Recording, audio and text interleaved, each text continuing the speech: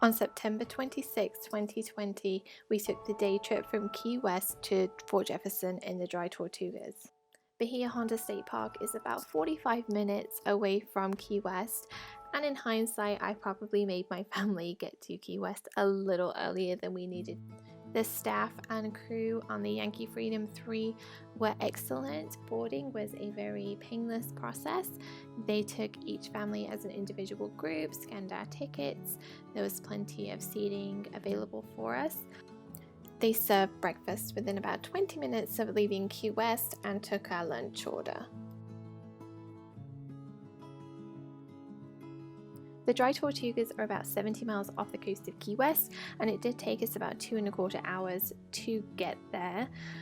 It was such a cool experience to see the fort just suddenly rise up out of the horizon, and as we got closer and closer to the dock, it was just incredible to see the sheer size and the amount of willpower it must have taken to build this fort back in the 1800s is astounding.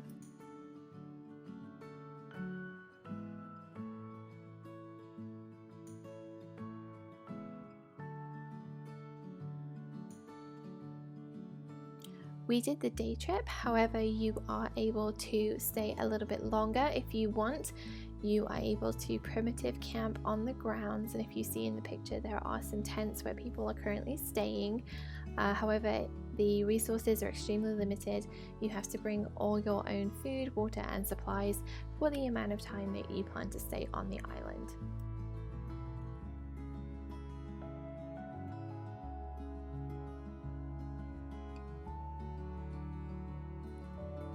If you would prefer to arrive at the dry Tortugas a little quicker, you are able to take a seaplane, which is a 40-minute journey. And these guys were coming and going all day, and it was quite something to watch them take off and land. So our ticket included the round-trip boat ride on the Yankee Freedom 3 catamaran, breakfast, lunch, a 45-minute guided tour of the fort, soda and water, and as well snorkel gear rental if we needed it. However, we did bring our own.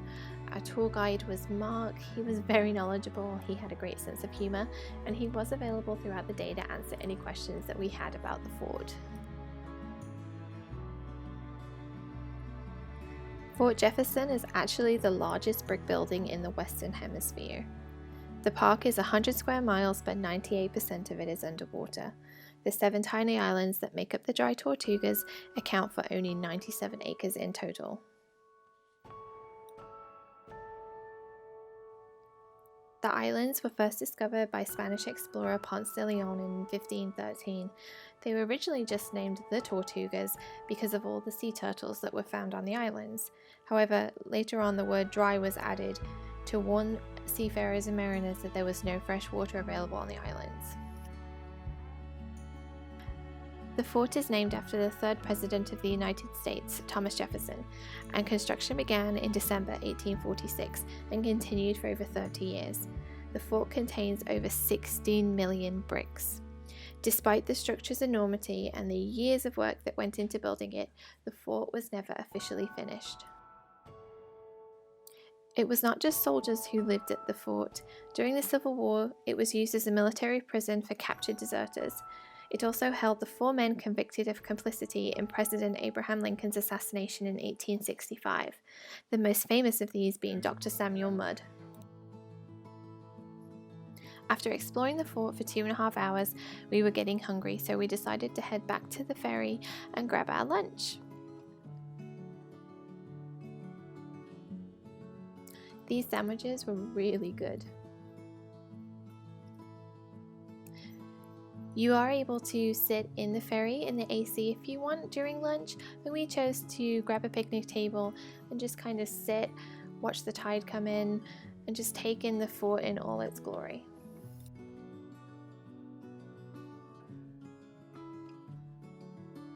After lunch, we headed down to the beach area to do some swimming and snorkeling. This beach area was absolutely idyllic.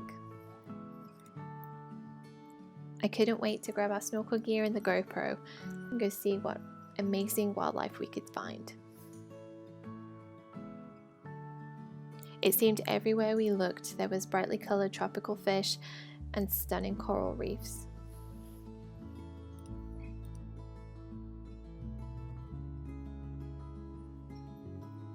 We found this huge school of fish, and the way that they were moving and swimming together reminded me of the scene in Finding Nemo, where the fish are making shapes to help Nemo find his way to Sydney.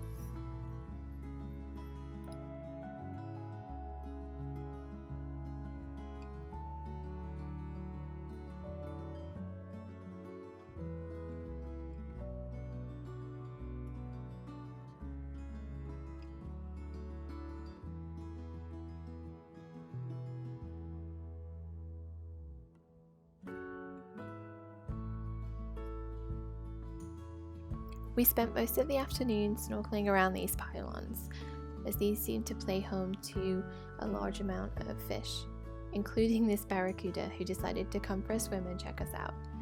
The lady to my left did have a little bit of a freak out moment when she saw him swimming towards her, but he left us alone. I think he was just curious.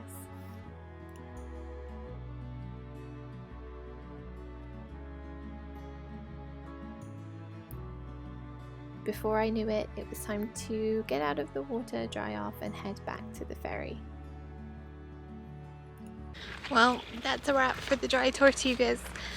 I am not ready to get back on this boat. I could easily stay a couple more days.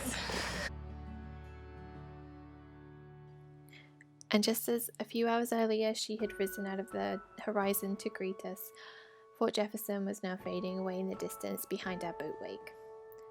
I had such high expectations for this trip, and honestly, every single one of them was blown away. I can't wait to come back.